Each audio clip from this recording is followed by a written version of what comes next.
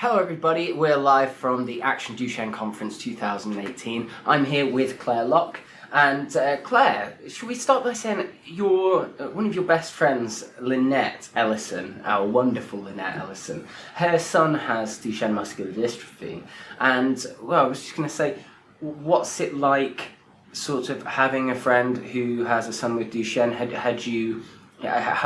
it impacted on your life? Had you heard of Duchenne before he was diagnosed? No, I hadn't. Yeah. I didn't. I knew a little bit about muscular dystrophy, but not a great deal, and I had no idea what Duchenne was.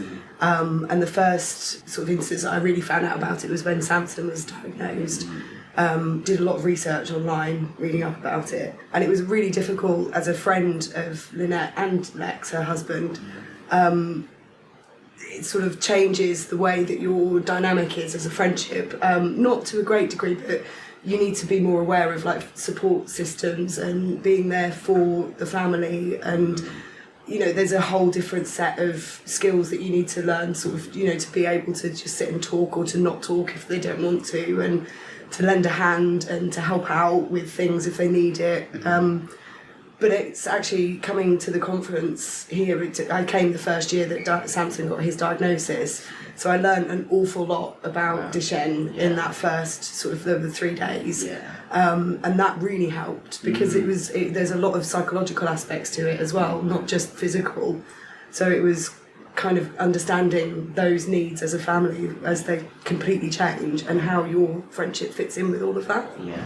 I can imagine.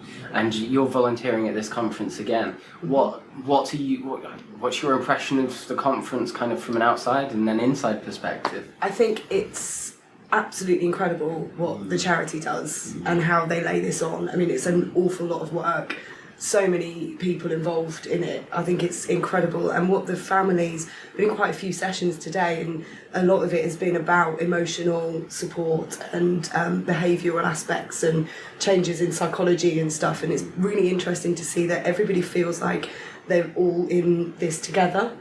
And a few families I've been speaking to have said that they felt often that they're very much alone when they're outside of this environment, so it's really comforting to know that there's places and people that they can talk to. It's really important. No, absolutely. That's wonderful to hear. And you've done some fundraising for us as well, I hear. Do you want to tell us a little bit about this? Well, I had a crazy idea that I liked running, which I really don't. So I did a 10K about 3 years ago. Wow. I hated every moment of it, but you push your body through things and you try and to raise funds and awareness as well. And then shortly after that I did a half marathon, which was just awful. So then the year after, I like to do something every year because it's the funds need to be raised, and if there's not an awful lot I can do other than do different challenge events. So I did the half marathon, and then the year after I thought, I'm not running again, I can't. So I did the Yorkshire Three Peaks, which was a completely different challenge. And actually it's funny because throughout all of them there's always a point where you kind of hit a wall and you think, I can't do this anymore.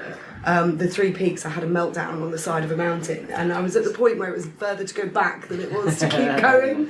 So I just sat on this rock and I was like, I feel fine, I'm okay, my body's not hurting, I'm alright, what's wrong? And then just like, it was almost give yourself a little slap around the face, and thought about why I was doing it and what motivated me to even do the challenge in the first place.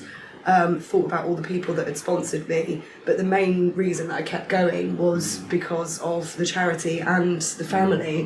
Lynnette and Lex, I kept thinking about Samson and Leo. They didn't have Rosie at the time, and just that moment there just drove me and pushed me forward and made me carry on, and that's happened at every point throughout all the different fundraising things that I've done. So I think having a cause that you feel so passionately about is quite important to get you around these really difficult challenges. So, and I've raised, I think it's about £3,000 in all over the last 3 years. So yeah, it feels good. It feels good to be able to do something to give back, because often you feel quite useless sort of as a friend on the outside. So that's an interesting perspective, and fundraising is always a good way of getting involved, and you can always help. Well, thank you so much. Thank you. It's been wonderful chatting. Thanks.